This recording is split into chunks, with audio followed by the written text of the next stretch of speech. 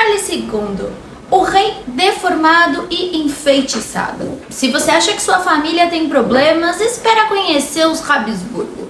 Brigas entre parentes, disputa por herança, um tio esquisito que ninguém sabe direito de onde veio. Esse era só um dia comum na dinastia que governou a Espanha por séculos. Até falei sobre eles em outro vídeo que tem aqui. Agora, imagine que além dessas tretas, sua família inteira insiste em casar entre si por gerações. Resultado, um rei tão geneticamente bagunçado que sua existência foi praticamente um experimento de biologia dando errado em tempo real. Senhoras e senhores, apresento a vocês Charles II da Espanha, o último rei Habsburgo do país. E por que Charles e não Carlos? Porque eu falo como eu quero. Enfim, um homem tão frágil que demorou anos para aprender a andar, tão doente que médicos e padres viviam disputando para ver quem conseguia curá-lo primeiro. E tão incapaz de governar que a sua mãe e um padre austríaco passaram boa parte do seu reinado tomando decisões por ele.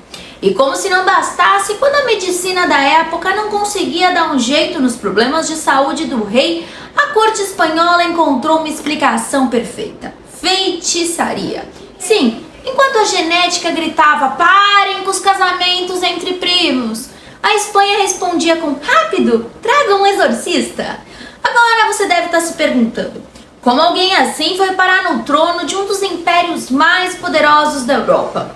E mais importante ainda, como essa sucessão de erros levou a um colapso que mudaria o curso da história? Oi, coroados e curiosos, eu sou a Steph. E hoje vamos explorar um dos casos mais bizarros da história da monarquia. Charles II da Espanha, o rei que provou que parentes muito próximos deveriam no máximo se cumprimentar no Natal e seguir suas vidas.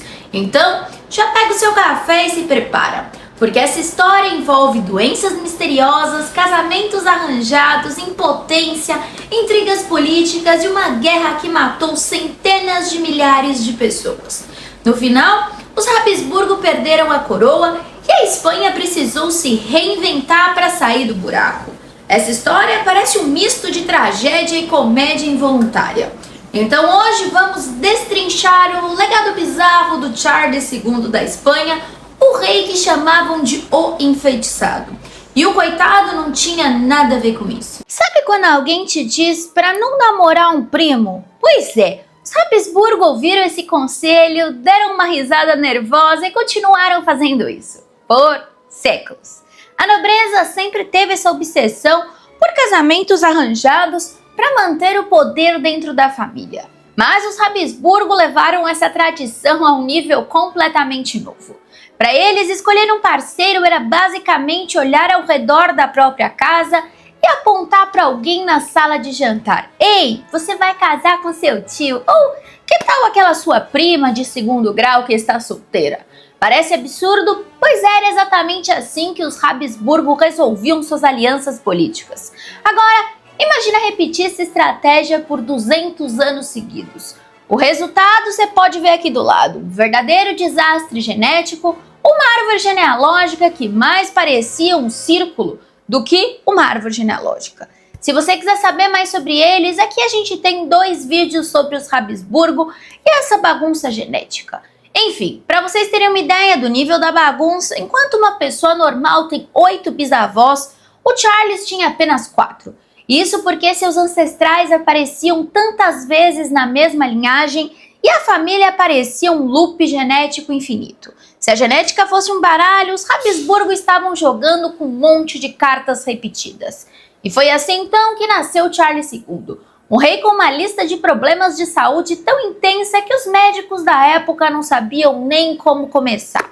O Charles II da Espanha veio ao mundo em 1661 e desde cedo ficou claro que alguma coisa não estava certa. Primeiro, ele nasceu com a famosa mandíbula Habsburgo, aquela característica facial que fazia a família parecer que tinha sido desenhada por um artista de caricatura. Só que enquanto outros Habsburgo tinham um queixo levemente pontudo, o Charles estava em outro nível. Sua mandíbula era tão grande que ele não conseguia fechar a boca direito, o que dificultava mastigar, falar e até respirar. E não era só isso, seu corpo era frágil, suas pernas não sustentavam seu peso e ele demorou anos para conseguir andar sozinho. Aos 4, ele ainda engatinhava. Aos 8, finalmente começou a andar, mas sempre com dificuldade. E sua saúde era tão debilitada que médicos e religiosos viviam tentando descobrir o que havia de errado com ele. Agora pensa comigo, enquanto outras crianças estavam correndo e aprontando pela casa, o pequeno Charles II ainda estava tentando não cair de cara no chão. E claro, como ninguém na corte entendia nada de genética, qual foi a explicação oficial? Bruxaria. Sim, em vez de pensar, talvez casar com primos repetidamente não seja a melhor ideia, a corte espanhola simplesmente concluiu que o rei estava amaldiçoado. E é aqui que a coisa fica mais absurda. Agora, imagina a cena. O rei da Espanha, chefe de um império gigantesco, incapaz de governar, doente o tempo todo e completamente dependente dos outros para praticamente tudo. Isso já seria um problemão para qualquer monarquia. Mas no caso da Espanha do século XVII, foi um desastre completo. Afinal, o país já vinha de décadas de decadência econômica, derrotas militares e crises políticas. E agora tinha no trono um rei que não conseguia nem subir uma escada sem ajuda. É sério, não estou exagerando. E a corte espanhola, ao invés de aceitar que isso era resultado de anos e anos de casamento entre primos, tios, sobrinhas, resolveu que a explicação era feitiçaria. Como sempre, né? E foi assim que ao longo da vida o Charles foi submetido a uma série de tratamentos que fariam qualquer pessoa correr na direção oposta. Como os médicos da época não tinham a menor ideia do que fazer, eles simplesmente passavam a bola para os religiosos, que acreditavam que a única forma de curar o rei era expulsando os demônios que estavam sugando sua vitalidade. Ele estava possuído pelo ritmo ragatanga. E olha, as técnicas eram criativas. Em certo momento sugeriram que o Charles deveria dormir ao lado de relíquias sagradas, porque claro, nada como uma costela de um santo medieval para resolver um problema genético. Quando isso, surpreendentemente, não funcionou, passaram para métodos mais agressivos, como exorcismos completos. E o mais curioso, não era superstição, era política. Quanto mais debilitado o Charles II ficava, mais a explicação sobrenatural servia como uma desculpa conveniente para os erros da corte. Afinal, se o rei estava fraco e a Espanha afundando, não era culpa da administração, dos impostos abusivos ou derrotas militares. Era culpa do demônio. Pois bem, em 1665, com a morte do seu pai Felipe IV, o Charles II, aos 3 anos de idade, se tornou o rei da Espanha. Um bebê de fraldas que ainda estava aprendendo a balbuciar palavras, era tecnicamente o governante de um dos impérios mais poderosos da época. Agora, obviamente, um bebê que até se fosse normal, não teria a menor condição de administrar nenhum prato de comida, quanto mais um império. Então sua mãe, Maria Ana, da Áustria, assumiu a regência. Problema, ela não sabia governar. Ela não era exatamente conhecida por sua habilidade política. Na verdade, como eu comentei, ela não tinha a menor ideia do que estava fazendo.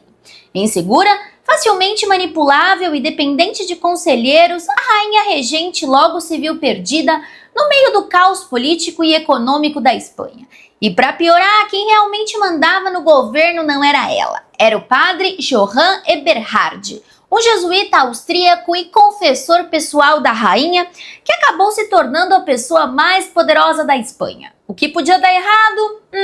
Tudo.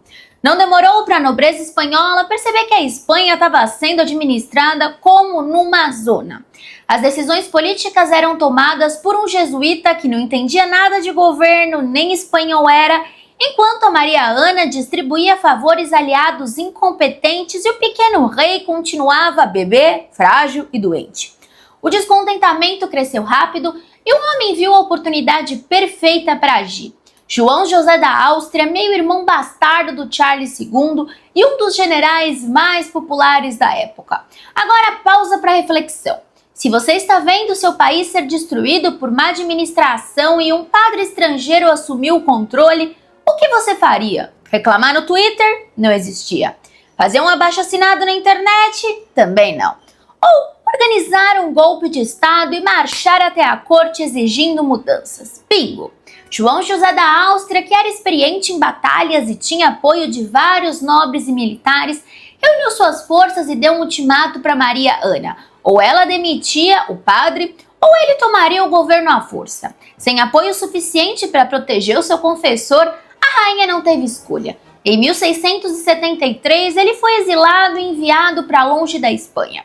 Agora você pode estar pensando, a crise acabou, a Espanha voltou aos trilhos. Não, porque sem um padre, a Maria Ana simplesmente escolheu outro favorito para controlar o governo, Fernando de Valenzuela, não é Venezuela. Um cortesão ambicioso que rapidamente se tornou odiado pela nobreza. E adivinha quem voltou para resolver a bagunça? Exatamente, João José da Áustria. Em 1677, ele organizou outro golpe, expulsou Valenzuela do poder e forçou a Maria Ana a se afastar da regência. Agora, finalmente, a Espanha estava nas mãos de alguém mais competente. Bom, nem tanto. Ele tentou implementar reformas e restaurar a autoridade da monarquia, mas morreu em 1679, apenas 2 anos após chegar ao poder. Agora imagina, depois de anos de crise política, golpes de Estado e padres administrando o império, finalmente chegou o momento que todos esperavam ou não. Charles II assumindo o trono por conta própria. Problema? Ele não fazia a menor ideia do que estava acontecendo. A essa altura, a Espanha já estava economicamente falida, militarmente enfraquecida e politicamente instável. Ou seja, verdadeiro caos. Mas a corte, sempre focada no que realmente importava, ou seja, nada útil, decidiu que a maior preocupação naquele momento não era a crise nacional, nem os exércitos inimigos, nem os cofres vazios. Charles II tinha que ter um herdeiro. E a solução genial da monarquia? Casá-lo o mais rápido possível. Agora, pausa para um momento de empatia com as mulheres envolvidas nessa situação. Enfim, a primeira esposa do Charles foi Maria Luísa de Orleans, sobrinha do rei Luís XIV da França.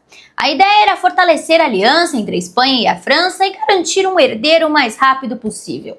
Só que o Charles era impotente, não conseguia consumar o casamento. Solução? Poções afrodisíacas, dietas especiais, feitiços do bem para anular os feitiços do mal. Sim, porque segundo a lógica da época, se o Charles não conseguia gerar um herdeiro, o problema sempre era sobrenatural, para qualquer coisa. E assim a Maria Luísa passou anos de casamento infeliz, cercada de cobranças e suspeitas. Aí, quando ficou claro que ela não teria filhos, muitos começaram a acreditar que ela também estava possuída pelo demônio ou amaldiçoada. E então, aos 26 anos, a Maria Luísa morreu. Alguns dizem que foi de tristeza, outros sugerem que foi uma doença desconhecida. Mas o fato é que o Charles II continuava sem herdeiro. E a corte não perdeu tempo. Ele já estava com quase 20 anos e a cada dia que passava sem um herdeiro, a possibilidade de uma crise sucessória aumentava. Para a Espanha, não ter um filho significava que assim que ele morresse, o trono se tornaria um prêmio disputado por toda a Europa. Spoiler, aconteceu. Mas enfim, a solução na época foi outro casamento.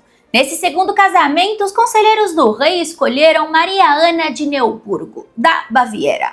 O motivo da escolha foi no mínimo curioso. A Maria Ana vinha de uma família que era muito fértil. Ela tinha 11 irmãos. A lógica da corte espanhola era simples. Se a família dela tem facilidade para ter filhos, ela vai dar um herdeiro ao rei. Sim, porque o problema não era o rei deles. Mas, como você já deve imaginar, nada mudou. O novo casamento também não gerou filhos. E a Maria Ana, desesperada para justificar a infertilidade do casal, veio com uma explicação inusitada. Existiam espíritos malignos que estavam impedindo que eles dormissem juntos e também que ela ficasse grávida. E aí, resolveram o quê? Mais exorcismos.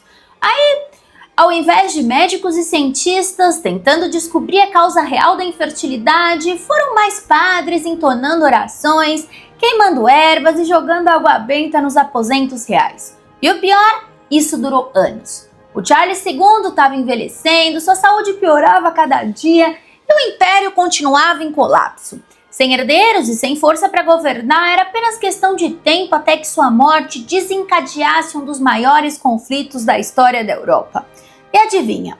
Foi exatamente o que aconteceu. Se a vida de Charlie já tinha sido um desastre genético e político, sua morte conseguiu ser mais dramática. E olha que o nível já estava bem alto. Nos últimos anos da sua vida, o rei era praticamente um cadáver ambulante. Ele sofria de tremores constantes, sua pele ficou amarelada, os olhos afundaram e ele mal conseguia separar e segurar um copo de água sozinho. Se existisse Photoshop naquela época, nem o Photoshop daria conta de melhorar os retratos do rei. Olha aqui, tadinho, como ele era estranho. Charles II envelheceu como um leite fora da geladeira. E sua aparência era tão assustadora que, segundo os relatos da época, algumas pessoas evitavam olhar diretamente para ele durante as audiências. Agora, o mais impressionante é que ele sobreviveu até os 38 anos. Com todos os problemas genéticos e doenças que ele acumulava, o mais esperado seria que ele tivesse morrido na infância. Mas de alguma forma ele desafiou a lógica da medicina, da biologia e até da física para continuar existindo. Mas como tudo que envolve os Habsburgo, sua morte não podia ser normal. No dia 1º de novembro de 1700, o Charles II finalmente morreu e a corte espanhola decidiu realizar uma autópsia. E foi aí que as coisas ficaram sinistras. Segundo os registros da época, os médicos ficaram horrorizados com o que viram. De acordo com o relatório da autópsia, o Charles II tinha um coração do tamanho de um grão de pimenta, pulmões completamente corroídos, estômago apodrecido e tinha apenas um testículo, que estava completamente preto.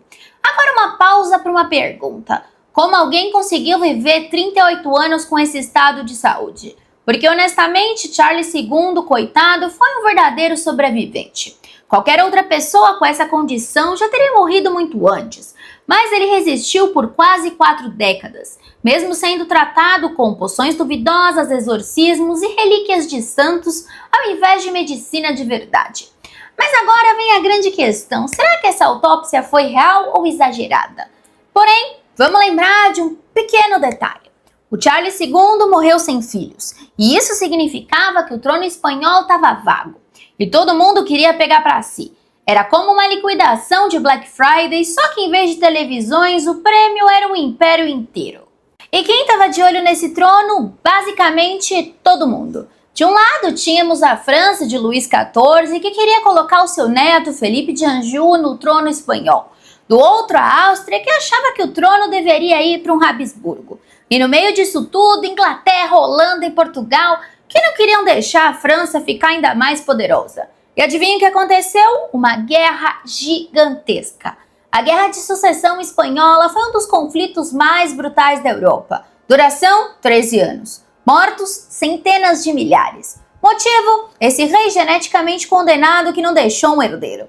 A guerra foi travada em vários continentes, incluindo batalhas na Europa, nas colônias americanas e até na Ásia. E no final, Felipe de Anjou venceu e se tornou Felipe V da Espanha. Mas com uma condição: a França e a Espanha nunca poderiam se unir sob um único governo. Além disso, a Espanha perdeu vários territórios na Europa para a Áustria e ficou economicamente devastada. Inglaterra e Holanda, que participaram do conflito, também usaram a guerra para garantir vantagens comerciais e ganhar colônias. Mas a grande pergunta é: se os Habsburgo tivessem prestado atenção na genética, a história teria sido diferente? Ou será que o destino da Espanha já estava selado desde o primeiro casamento consanguíneo? E eu espero que você tenha gostado do vídeo, e se você ainda não se inscreveu no canal, essa é sua deixa. Aqui o café nunca esfria e as intrigas da história são sempre servidas quentinhas para você. Temos vídeos novos todos os dias às 8 horas da noite. Um beijo e te vejo amanhã.